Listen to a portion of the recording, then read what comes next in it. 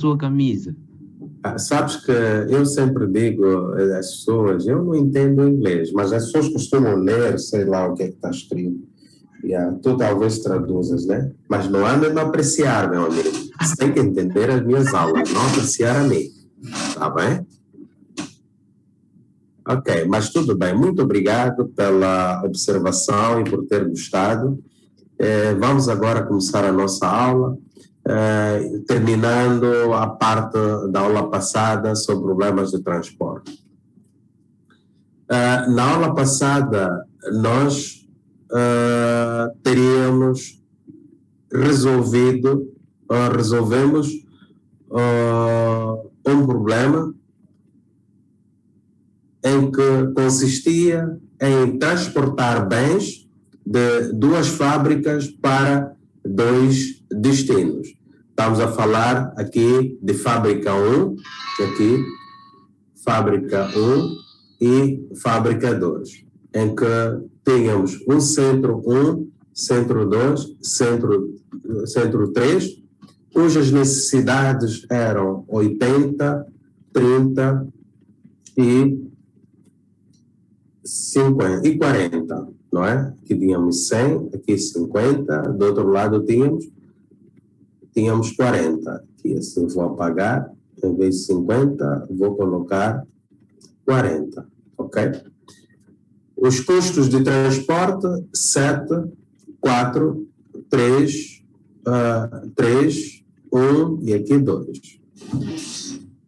Este problema, se resolvido pelo método do canto noroeste, já que um problema de transporte compreende 3 passos. O primeiro passo é a obtenção da solução básica inicial. E a solução básica inicial que pode ser obtida usando o método do canto noroeste, método do custo mínimo ou método do custo do lucro máximo, se for um problema de minimização do custo mínimo, maximização do lucro máximo. Ou podemos resolver este mesmo problema pelo método das penalidades, também chamado do método da aproximação de volume. Tudo bem. Resolvido este problema, obtido este problema sob a condição da soma da oferta igualar a soma da procura, e neste caso a oferta 150, procura 150, tudo bem? É preciso partir para um novo estágio, que é o teste da solução básica inicial. E vimos que o teste da solução básica inicial acontece começando também por testar a condição m mais n igual ao número de variáveis, menos 1 igual ao número de variáveis básicas. Okay. Testado este problema, e caso o teste dê solução ótima, nós terminamos. Caso contrário, nós temos que partir para aquilo que se diz melhoria da solução básica inicial. A solução básica inicial melhora-se usando métodos MOD, método das pedras ou aquele método geral. Vamos resolver este problema usando o método do canto noroeste e vamos ver como é que é feito o teste usando o método MOD. Aqui temos 80, x21, corta 0, aqui faltam 20, quer dizer que a fábrica 1 forneceu das 100 unidades, forneceu 80 unidades, ou seja, o centro 1 já não pode receber nada da fábrica 2 e restam 20. Aqui, este canto, entre 20 e 30, o menor é 20, quer dizer que tudo que a fábrica 1 tinha já forneceu ao centro 2, sendo que o centro 2 ainda precisa de 10 unidades. Depois vem este canto, digo, o mínimo entre 50 e 10 é 10. Aqui 0, aqui 40. Então, aqui fica 40. Estamos a dizer que temos 2 linhas, 3 colunas. 2 linhas, 3 colunas, 2 mais 3 dá 5, menos 1 dá 4. E vamos ver se de facto temos 4 variáveis básicas. Temos 80, 20, 10, 40. 4 variáveis básicas. Então, já podemos partir para o teste. Se tivermos que testar usando o método MOD, o método MOD funciona da seguinte forma. temos aqui o I mais VJ igual a C e J, sendo que o X e J deve ser diferente de zero, quer dizer que não podemos considerar as células vazias. O I igual a zero e delta IJ igual a CIJ menos o I menos VJ. Onde, se for um problema de minimização, o delta IJ tem que ser um valor maior ou igual a zero. Se for um problema de maximização, delta IJ tem que ser um valor menor que zero, para que, de fato, a solução obtida seja considerada ótima, ok? Delta IJ menor que zero. Sendo assim, usando o método POD com o algoritmo que acabamos aqui de ver, aqui, como é que isto funcionaria? Vamos às células ocupadas. Então, temos U1 mais V1 igual a 7. A outra célula é U1 mais V2 igual a 4. Outra, U2 mais V2 igual a 1. E, por último, U2 mais V3 igual a 2. Se considerarmos U1 igual a 0, fica claro que V1 igual a 7, V2 igual a 4, U2 igual a menos 3 e V3 igual a 5. Ok? As células não ocupadas são as células X13 e X21. Daí, temos que delta 13 igual a 3 menos 0 menos V3, 7. Não, V3, 5. Isto é igual a menos 2.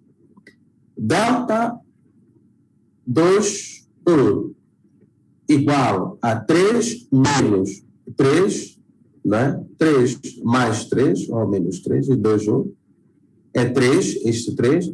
O 2 dá menos 3, fica mais, menos V1, 7. Isto dá menos 1. Como vocês podem ver, para este problema de minimização, os preços de sombra aqui deram valores negativos. Então, não obedece o critério do ótimo. Não obedecendo o critério do ótimo, quer dizer que esta solução apresentada pelo método do canto noroeste não nos oferece solução, não nos dá a solução ótima. É preciso melhorar esta solução, porque os valores são negativos, menos 2 e menos 1. Menos 2 e menos 1. O problema que se coloca aqui é qual das duas variáveis x13 que dá menos 2 e x21 que dá menos 7 deverá ser a variável candidata a entrar para a base. Neste caso, nós temos que achar um módulo e ver qual delas tem o maior valor absoluto. Tem maior valor absoluto, neste caso, o menos 2. Daí que temos que melhorar a coisa, temos que colocar para a base a variável x12. x2 tem este circuito, ok? Tenho aqui 20, 40, 10, x13. Então, melhorar esse circuito significa o mínimo entre os extremos, 20 e 40, ok? O mínimo é 20. Quer dizer que temos que deslocar 20 unidades para aqui, tirar aqui 20 unidades e colocar deste lado 20 unidades. Isto é, o novo circuito passará a ser o seguinte.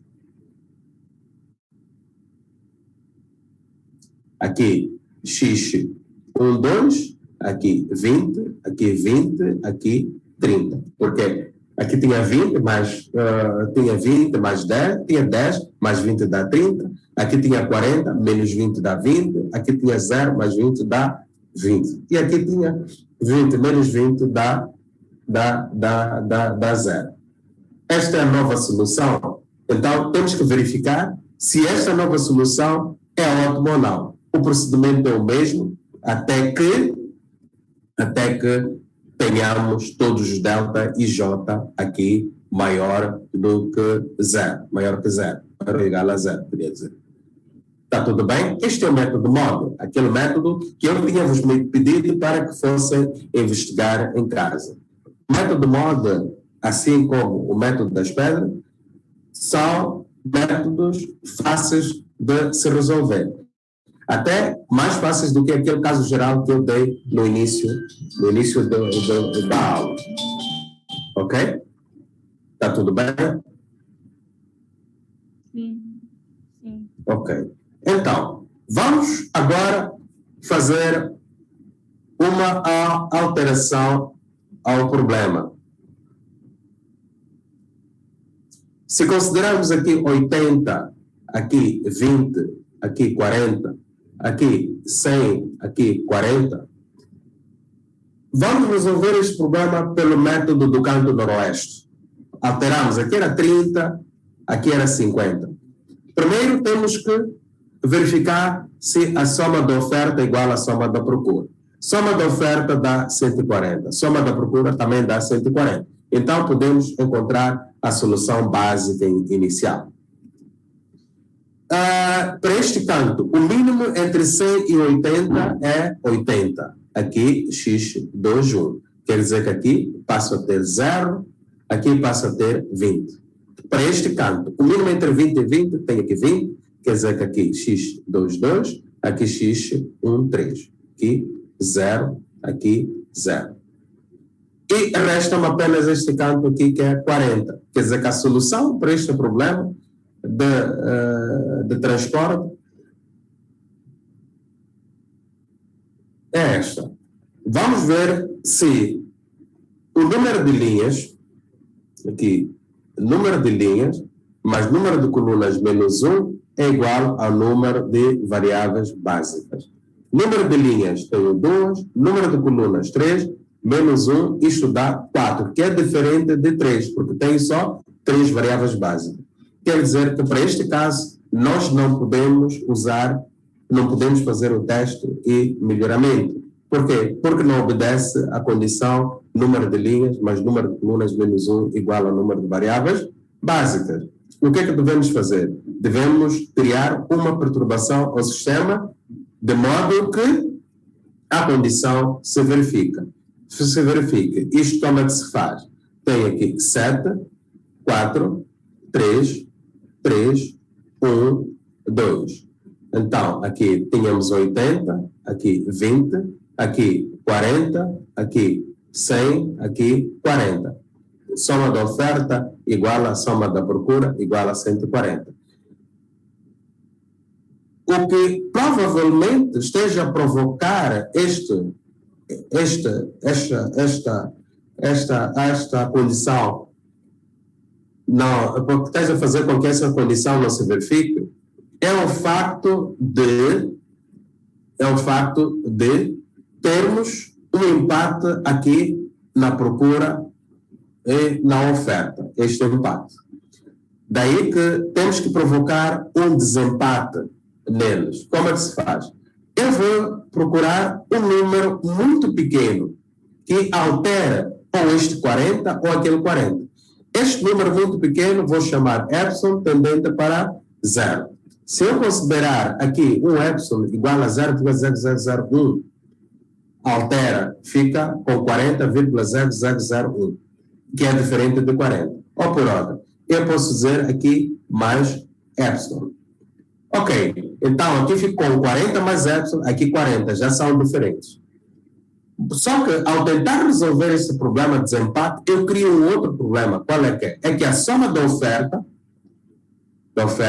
passa a ser diferente da soma da procura. Aqui na oferta temos 140 mais epsilon. Aqui na procura temos apenas 140. Então temos que também equilibrar.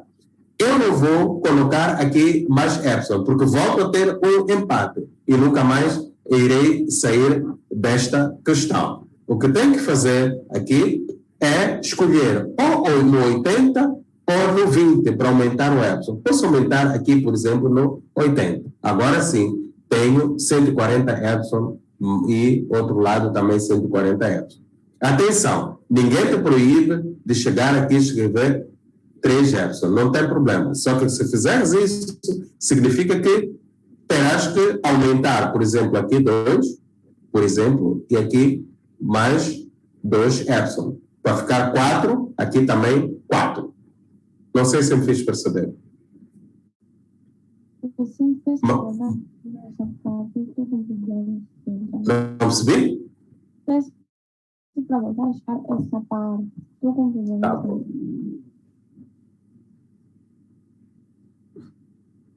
Quando resolvemos este problema, o que se verificou é que tivemos uma situação em que tínhamos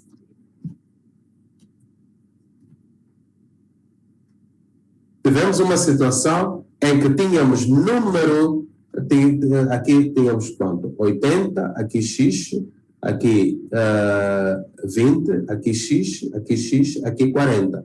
Então, o que está a acontecer é que o número de variáveis básicas é igual a 3. A condição m mais n menos 1 dá 4, porque é 2 mais 5 menos 1. Número de linhas, 2 linhas, 3 colunas, não mais 3, queria dizer 3 colunas, menos 1 dá 4. E nós temos 3 variáveis básicas, porque esta condição diz que m mais n menos 1 tem que ser igual ao número de variáveis básicas. E esta condição não estava a se verificar.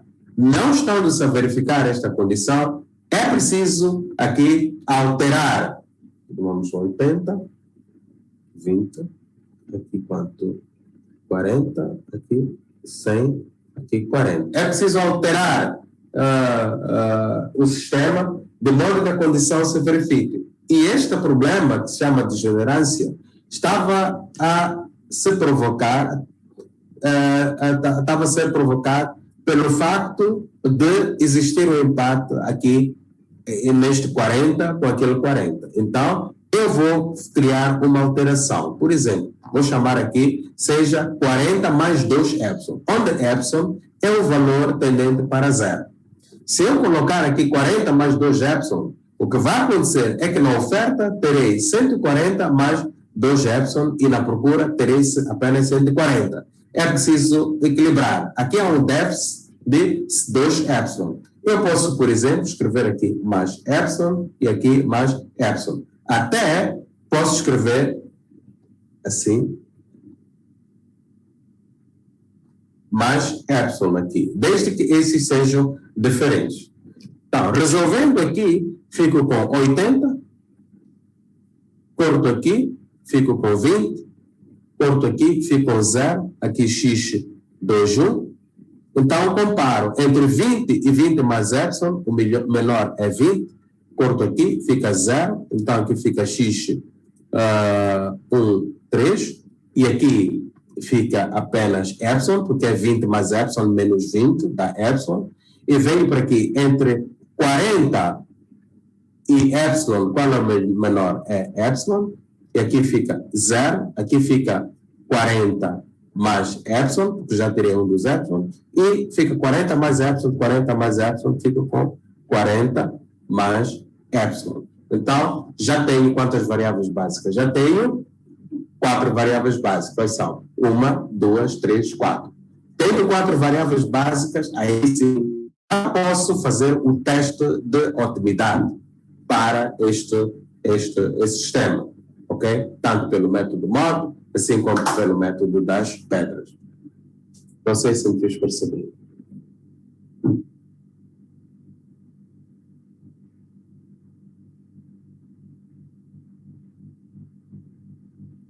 Está percebido. Ok. Esta explicação vocês podem encontrar com mais detalhes ainda neste slide, ok? Eu explico aqui e vocês têm estes apontamentos com vocês. É verdade que aqui eu experimentei dizendo 100 mais epsilon, aqui 40 mais epsilon, aqui 40 mais 2 epsilon, mas não tem problema. Também serve. Okay? Então, hoje nós vamos ver uma outra abordagem, que é problemas de afetação.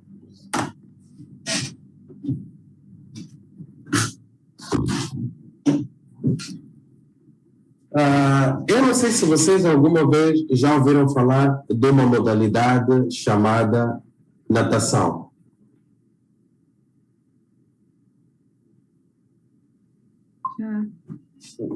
Já ouviram falar? Sim. Já? Sim. Sim. Ok. Na natação, vocês têm braços, livres, costas, mariposas e outros estilos que, eventualmente, eu não conheço. Certo? Sim. Certo. Se considerarmos os estilos mariposa, livres, costas e bruços para 4 indivíduos, aqui, a questão é a seguinte: um determinado treinador de uma determinada equipe de natação pretende alocar 4 nadadores a 4 estilos diferentes, de modo que numa corrida, numa competição de estafeta, tenha o menor tempo no total. Vamos supor que o indivíduo 1 para mariposa leve de ponta a ponta 20 segundos. Ir, voltar, 20 segundos. Para livres, 30 segundos. Costas, 40 segundos. E bruços, aqui, 10 segundos. O outro nadador, para as mesmas modalidades, aqui 10, aqui 10, aqui 40, aqui 30.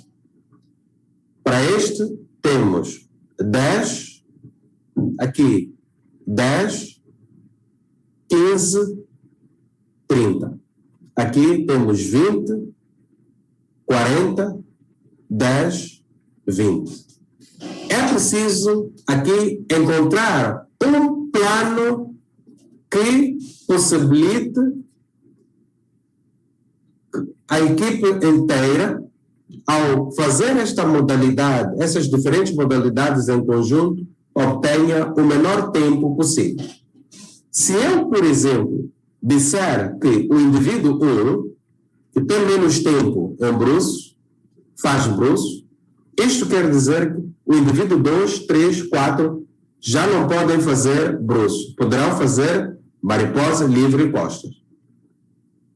Se eu alocar ao indivíduo aqui 2 a modalidade, o estilo livres, quer dizer que o indivíduo 3 e 4 fazem mariposa ou costas. Vamos supor que eu aloque aqui para este 10. O outro ficará com 10. Ok? Isto quer dizer que o indivíduo 1 vai praticar bruços, 2 livre, 3 aqui mariposa, 4 costas. E o tempo total é de 40 segundos. Ok? Se for passagem de testemunho. A questão que se coloca aqui é: será este o melhor plano de alocação indivíduo estilo? Ok? Porque nós poderíamos ter, por exemplo, um outro plano de alocação. Este aqui, 20, não é? Podíamos ter aqui este 10, podíamos ter aqui 15 e podíamos ter aqui 20. Estaríamos a dizer que 20 mais 20, 40, 50, 65. Havia de levar 65 segundos. Provavelmente que o primeiro plano é melhor que o segundo. Podíamos ter também, por exemplo, aqui 30, aqui 10, 15 e 20. Estamos a dizer 20,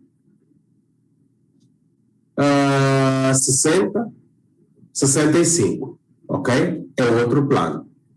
Mas podemos ter mais outro plano. Quantos planos teríamos? Teríamos 24 planos possíveis. Como é que isso se faz? Na verdade, aqui é N fatorial. Quantas modalidades existem?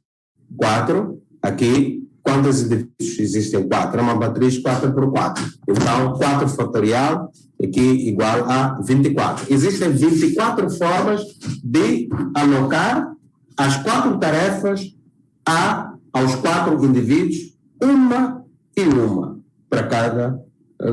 tarefa para cada indivíduo. Ok? Mas nessas 24, é preciso encontrar o melhor plano, o plano que minimiza o tempo.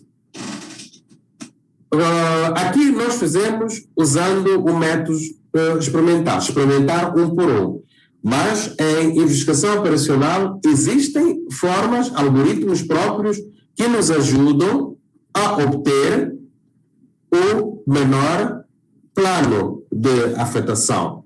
É isto que é a essência de problemas de afetação. Afetar N tarefas a N indivíduos, ok? De modo a obter o menor custo.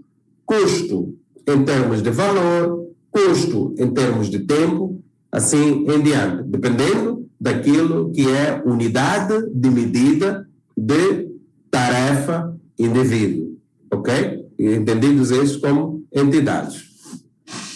Não sei se me fiz perceber.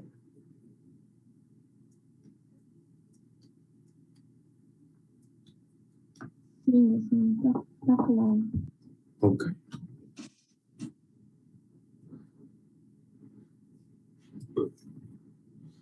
Vamos agora ver como é que é feita a formalização de um problema de afetação. Um problema de afetação pode ser formulado como um caso especial de um problema de transporte e, portanto, utilizar um método de resolução mais eficiente.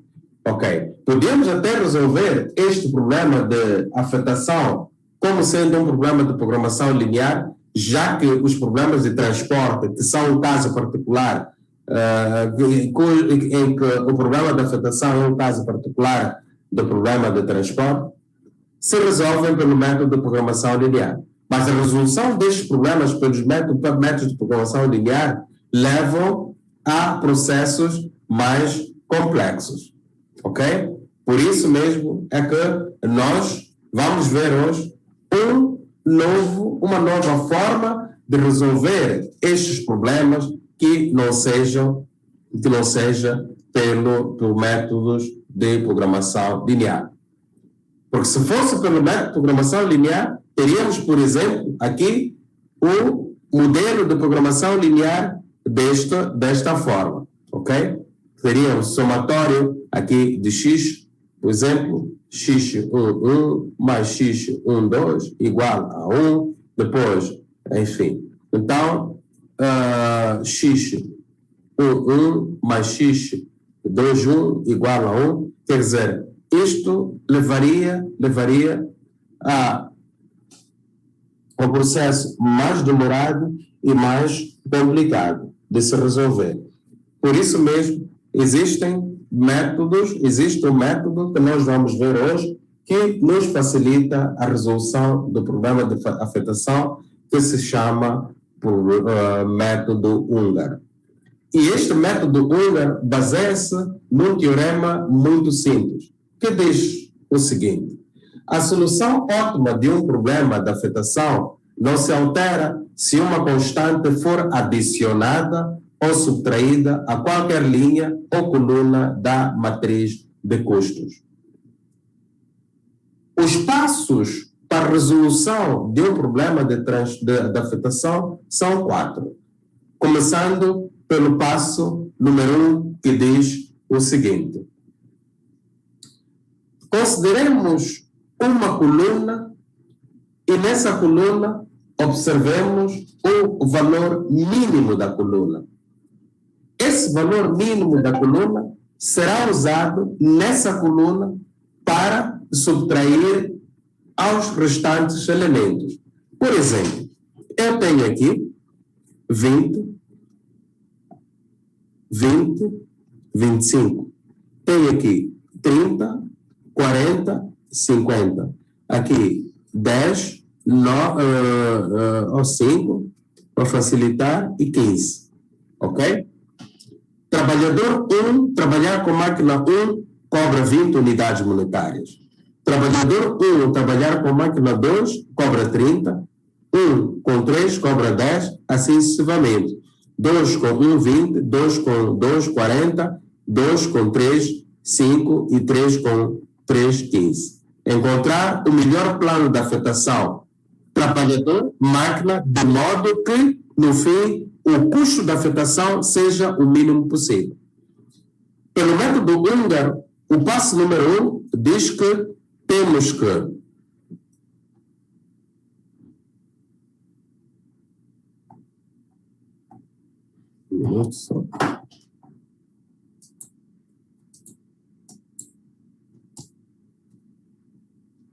temos que considerar cada coluna e encontrar o valor mínimo da coluna. Na primeira coluna, o mínimo é 20. Segunda coluna, o mínimo é 30. E terceira coluna, o mínimo é 5. Ok, então, vamos lá, subtrair 20 menos 20 dá 0. 20 menos 20 dá 0. 25 menos 20 dá 5. 30 menos 30 dá 0. 40 menos 30 dá 10. 50 menos 30 dá 20. Depois vamos ao mínimo para a segunda e terceira coluna. Mínimo é 5. 10 menos 5 dá 5. 5 menos 5 dá 0. 15 menos 5 dá 10. Já fizemos a subtração por coluna. Na matriz resultante, eu tenho que considerar o mínimo em cada linha. Na matriz resultante, não na original. Depois de termos feito o mínimo por coluna. O mínimo na primeira linha é 0. Então, 0 menos 0 dá 0. 0 menos 0 dá 0. 5 menos 0 dá 5. Na segunda coluna, o mínimo é 0. 0 menos 0 dá 0. 10 menos 0 dá 10 e 0 menos 0 dá 0. Na terceira coluna, o mínimo é 5. 5 menos 5 dá 0. 20 menos 5 dá 15 e 10 menos 5 dá 5. Então, o passo número 1 já está feito. Eu não sei se há dúvidas aqui na resolução em relação ao passo número 1. Dúvidas? Não há dúvida disso. Tem certeza?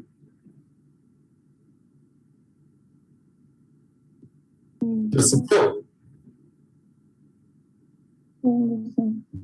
Sim.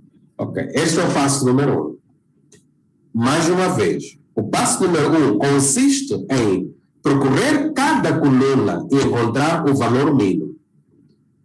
Cada elemento dessa coluna, pelo valor mínimo encontrado, vai resultar numa matriz em que temos zeros nas colunas. Pelo menos um zero. Depois, nessa matriz resultante, eu tenho que ir para as linhas. Em cada linha, tenho que encontrar o valor mínimo. Faço um elemento dessa linha menos o mínimo para cada linha. E vou ter uma matriz em que em cada linha e em cada coluna tenho pelo menos um zero. Esta linha tem 2 zeros, a outra linha tem 2 zeros, a outra linha tem 1 zero. Coluna 3 zeros, 1 zero, 1 zero. Pelo menos um zero em cada linha e em cada coluna. Vou agora ao passo número 2. As coisas começam -se a complicar um bocadinho. O passo número 2, o que é que diz? Tem que se considerar cada linha da matriz resultante no passo número 1. E em cada linha deve-se contar quantos zeros existem. Ok? Primeira linha para aquela matriz tínhamos 1 zero, segunda linha 1 zero, terceira linha 1 zero. Então, vamos ver qual é a primeira linha com o menor número de zeros. A primeira linha com o menor número de zeros, nós devemos enquadrar esse zero. Pôr-lhe um quadrado. E temos que verificar, depois de colocarmos num quadrado esse zero, temos que olhar para essa linha em que enquadramos o zero e garantir que já não haja nenhum zero. Olhar se existir algum zero nessa linha que enquadramos um zero, temos que riscar. Na coluna também temos que riscar, para não termos mais chances de enquadrar zeros em linhas e colunas já enquadradas. Isso faz-se sucessivamente até que já não haja nenhum zero por enquadrar ou por riscar.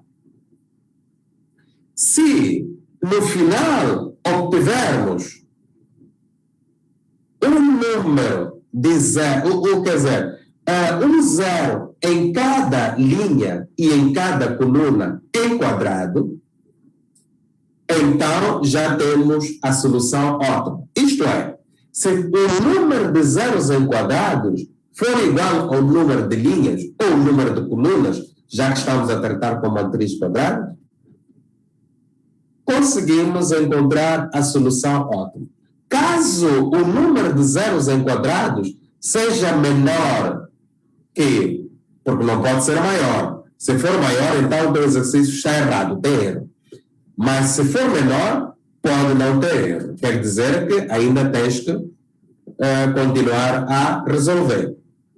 Se o número de zeros enquadrados for menor ao número de linhas ou número de colunas, isto quer dizer que tens de passar ao passo número 3.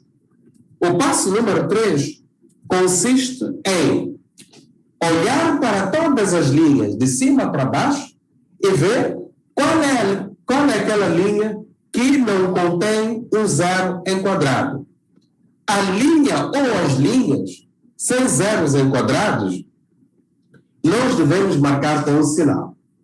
Marcamos com um sinal a linha sem zero enquadrado e percorremos a tal linha. Percorremos na horizontal até que encontremos um zero riscado.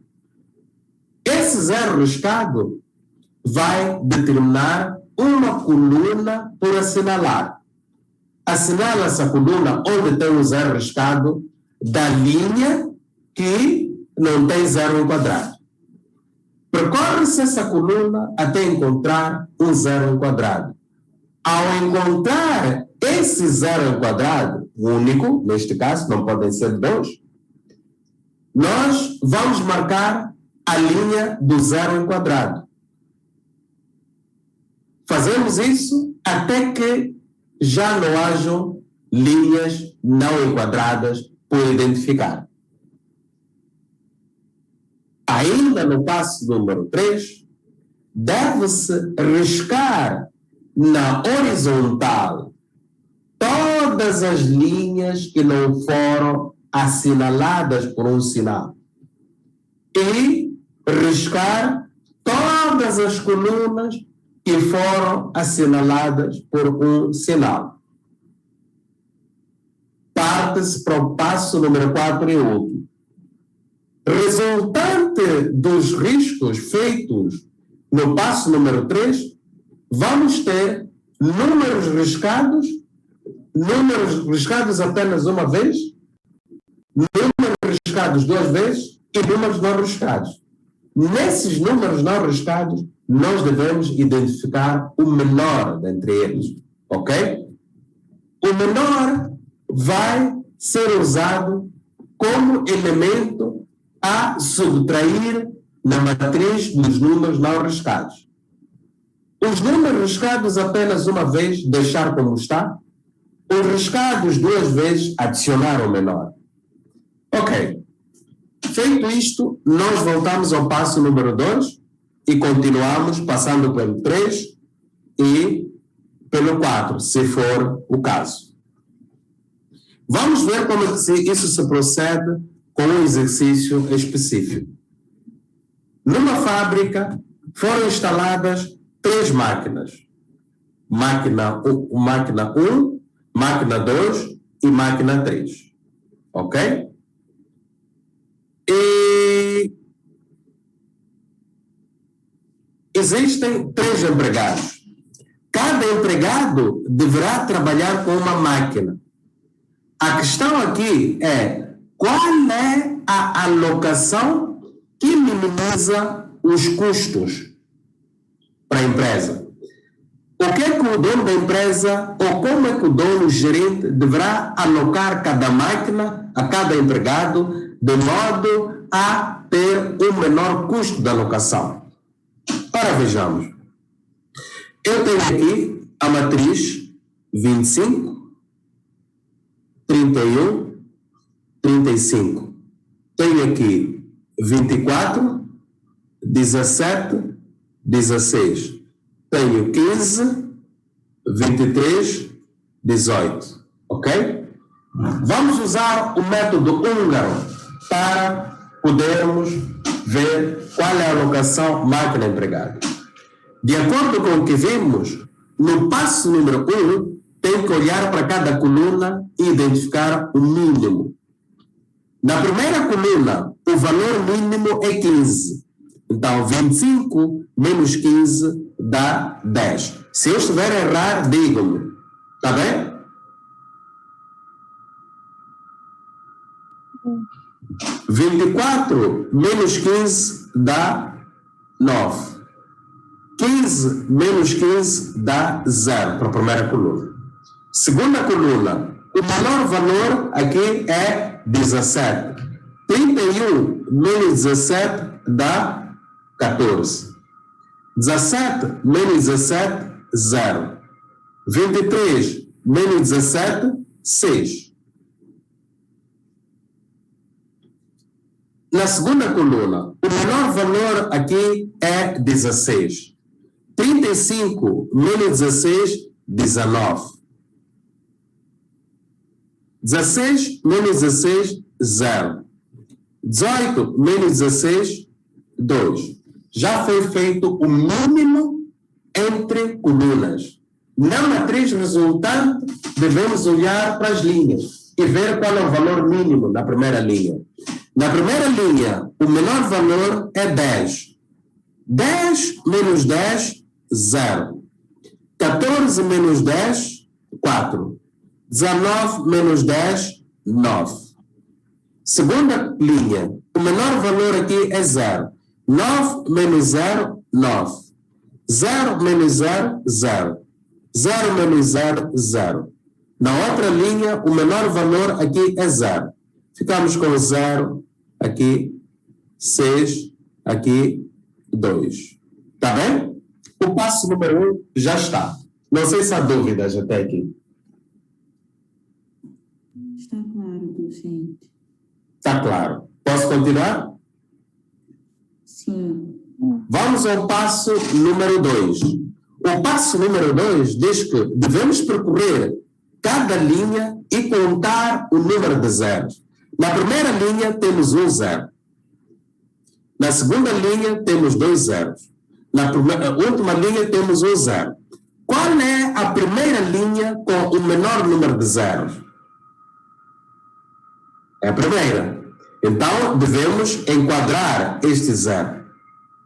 E nesta linha e nesta coluna não deve existir mais nenhum zero. Então, cortamos para não existir. E voltamos a contar. Quantos zeros tem na primeira não enquadrados? Nenhum.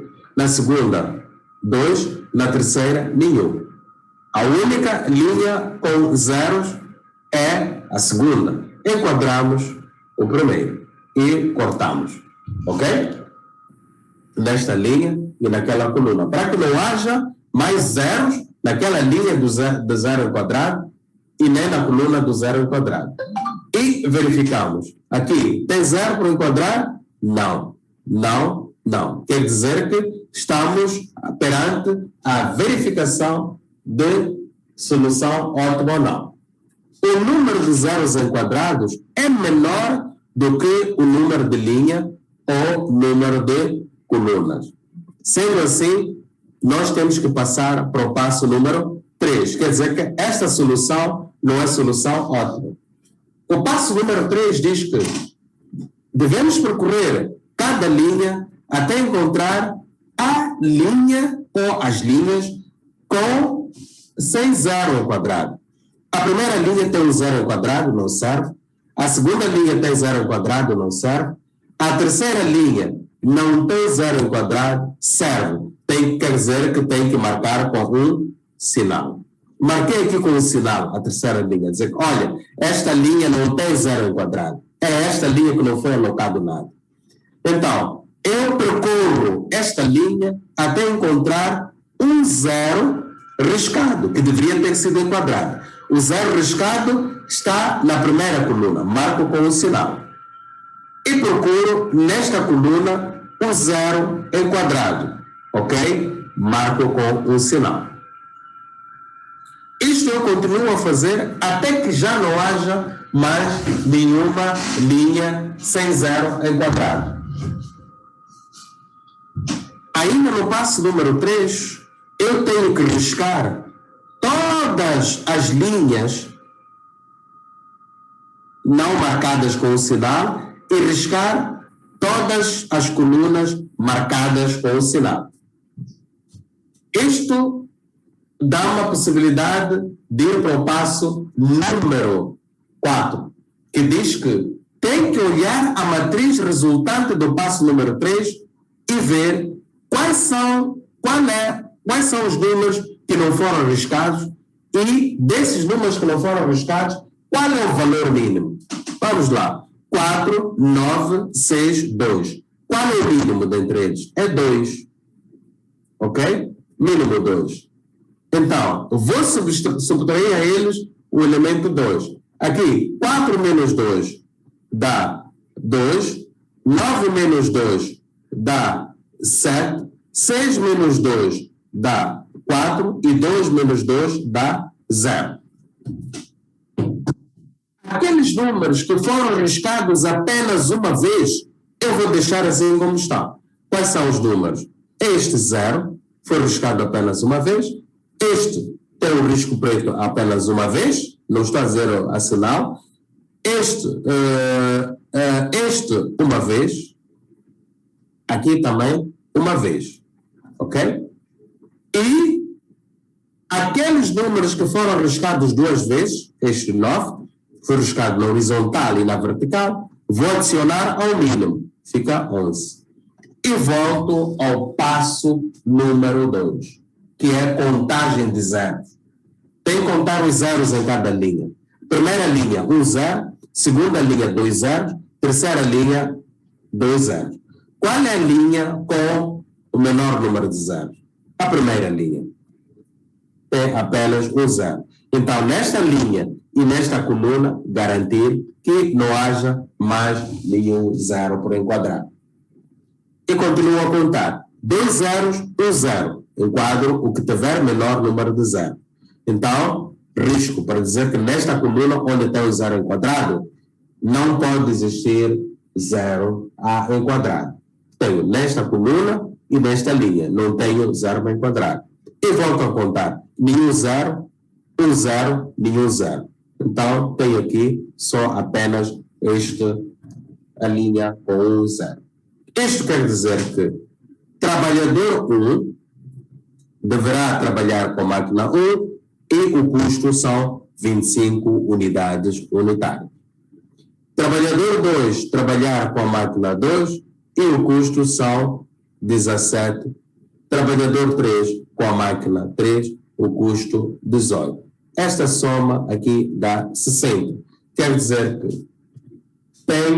que tem que se gastar 60 unidades monetárias por unidade de tempo para que o trabalhador 1 funcione com a máquina 1, 2, de modo que não para, de modo que o trabalhador 1 funcione com a máquina 1, o trabalhador 2 funciona com a máquina 2, o trabalhador 3 com a máquina 3. Isto é a alocação que minimiza os custos de produção. Não sei se me fiz perceber.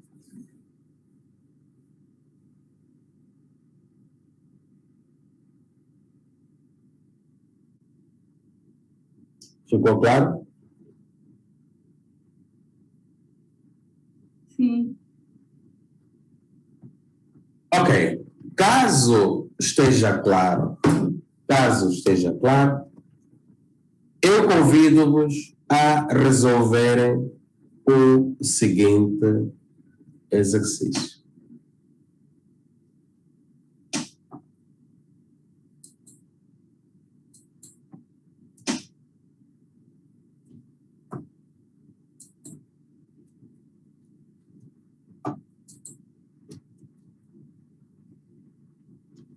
Considere o problema em que existem 5 trabalhadores que devem ser afetos a 5 tarefas. A matriz de custos associados à realização de cada tarefa por cada trabalhador é a que se apresenta ali. Resolva o problema da afetação. Pode resolver este problema? Tem 12 minutos para resolver. Pode ser?